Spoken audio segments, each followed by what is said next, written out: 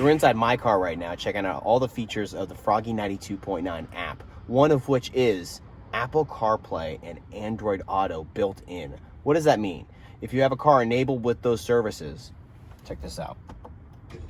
Turn on the car.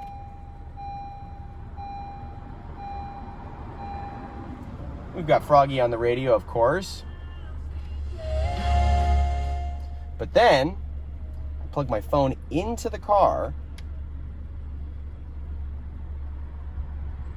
Pulls up all of my apps, my messages, and my phone.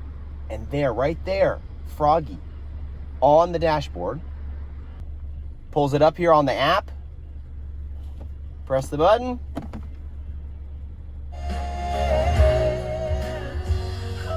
Listen to Froggy 92.9, and you could do that in any car in America. And podcasts too.